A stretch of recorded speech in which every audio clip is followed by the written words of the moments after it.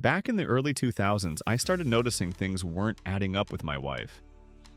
We had two young kids, 4 and 6, and they kept mentioning how they spent a lot of time at their grandparents' house.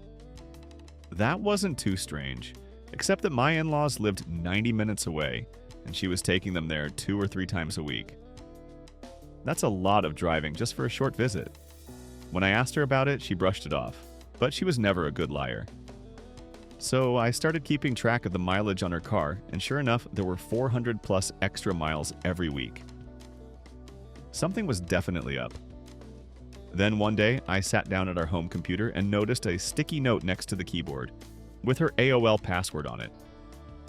Curiosity got the best of me. I logged in and found emails between her and her best friend from college. Turns out she was regularly hooking up with her ex from high school.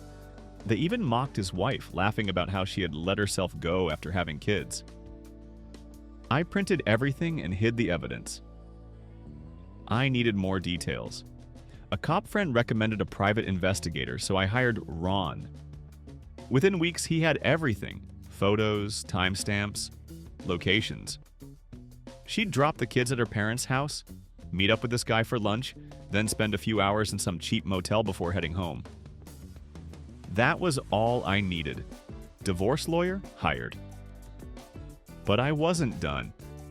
I had Ron dig up everything on her affair partner, Bob. Turns out Bob was married with 3 kids, worked as a vice president of sales in his father-in-law's company, and lived in a house owned by his wife's parents. Oh, this was going to be fun. On the same day my wife was served divorce papers at work, Ron met with Bob's wife and handed her all the evidence. What she did next was up to her. Turns out she went nuclear. She drained their joint bank account, packed up the kids, and left. And when her dad found out what Bob had done, he was fired on the spot. Since his in-laws owned the house, he was also evicted. Their divorce got nasty.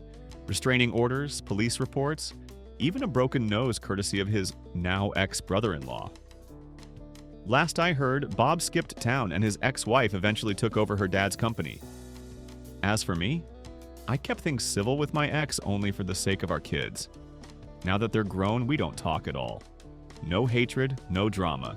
She's just someone I used to know. Bob learned the hard way. You mess with the wrong family and your whole life goes up in flames.